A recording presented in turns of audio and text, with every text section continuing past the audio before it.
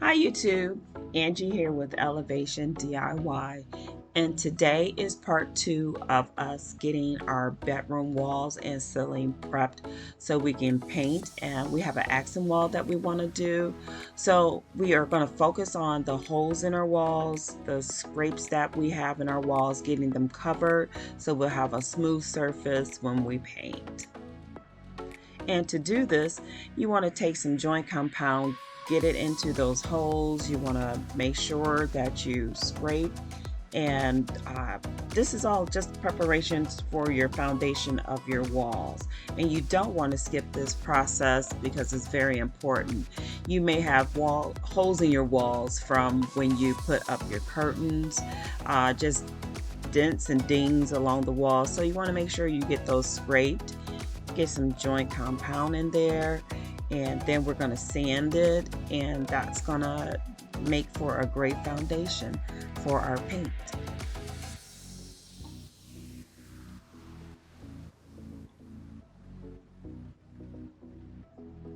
So if you see here, we've gotten those spots that you saw on our ceiling, we've gotten those covered up and sanded, and it's ready for the first coat of paint on our ceiling. And if you look and see, we've gotten the holes around our windows actually prepped as well and along our walls. And here's an example of like when I hung some pictures, the holes in the wall. Those you want to make sure that you get that joint compound in there, get that sanded, so you will have a smooth surface.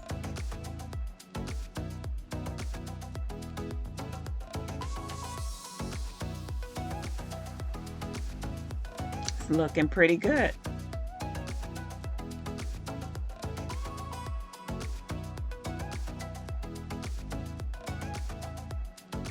And right here, see those marks right there? That's where I hung my curtains. So we got that filled in, and over here is prepped and ready to go. And this was like a little indent above the doorway of our closet, and we've gotten that filled in as well. And we're going to get that sanded too. And after we get the paint on the wall, our next step is going ahead and getting all our light switches switched out. No pun on words. Okay, here we're going to get the wall sanded. We're using a sander. Well, my husband's using a sander. I'm not doing this. My arms aren't that strong. So he's sanding the walls. He's prepping it, getting it ready for that paint for me. I just love him.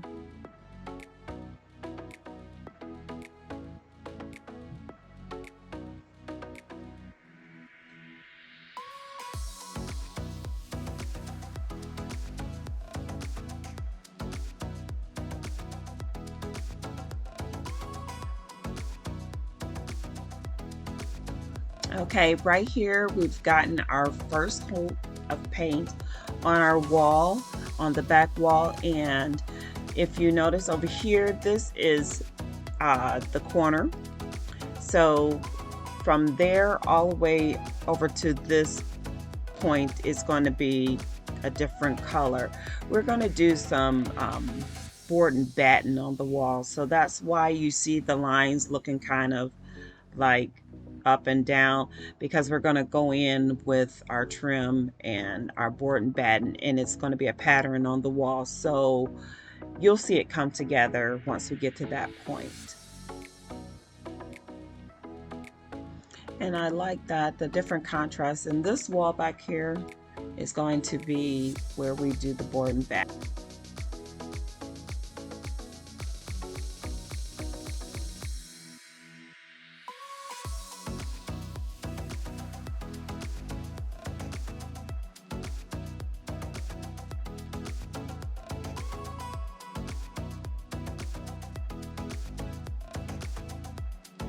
Here you see we have a couple of areas on the wall that we have to go back over. Remember, that was our first coat of paint, so we're going to have to go back over that. And here I'm going to show you how I am going to paint the wall that's to the left of me, but I don't want to make the mistake of running it into what we've already painted. So you can use painter's tape to mark off a line that will help keep a crisp division between your paints, and it gives it a professional look. So here I'm just taping along the line in the corner and bringing it all the way down.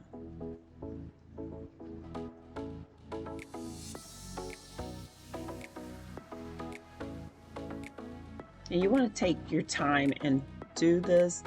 This makes it look, takes it to a higher end level. When you take your time to do these little things, it's a great big impression.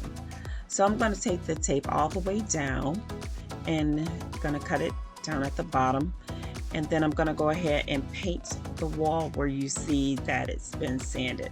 I'm going to paint that wall over there. All ready to go.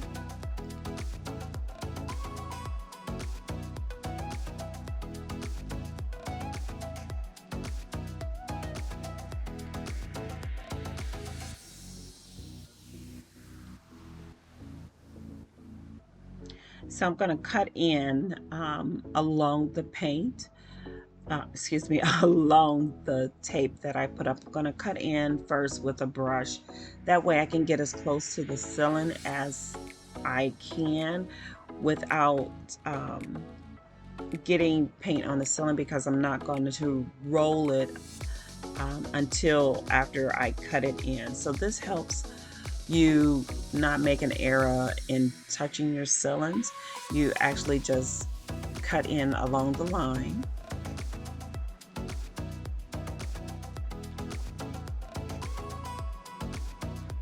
And then when you remove your tape, you see that you have a crisp line.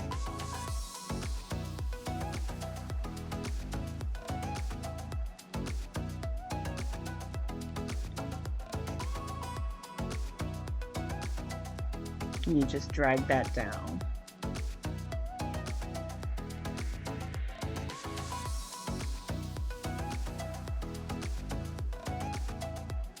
So now I'm going to go ahead and cut in around the windows, and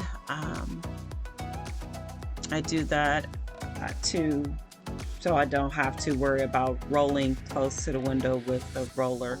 So if you are someone that's not really good at rolling, you might want to take this step and cut in around your windows, because this roller is actually kind of heavy on my arms, but I was giving it a go anyway. So I'm going ahead and rolling out the wall, and as you see, this thing was giving me a run for my money. But I am learning from my husband how to roll like a champ. So I finished that side of the window, and I'm going to go ahead and start working on the other side. And as you can see, I cut in around the window on this side too, and around the bottom. That'll make it a lot easier for me.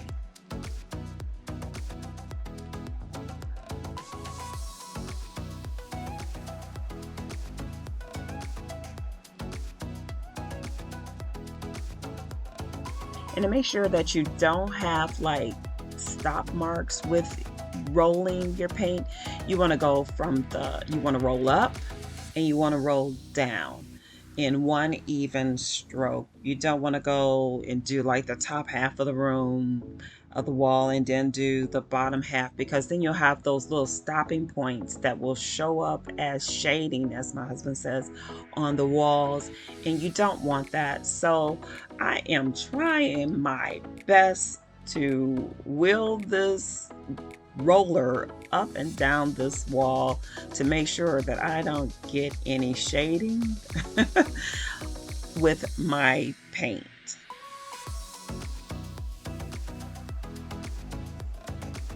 And if you haven't already, please go ahead, hit that thumbs up for me and subscribe, and make sure you hit the notification bell so you don't miss any videos that we upload.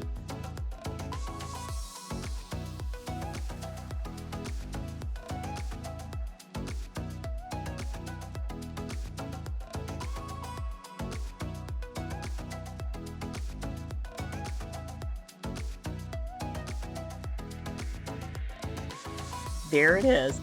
I've gotten that wall completed, and there's the other side as well, this color. So stay tuned as we keep going throughout our room.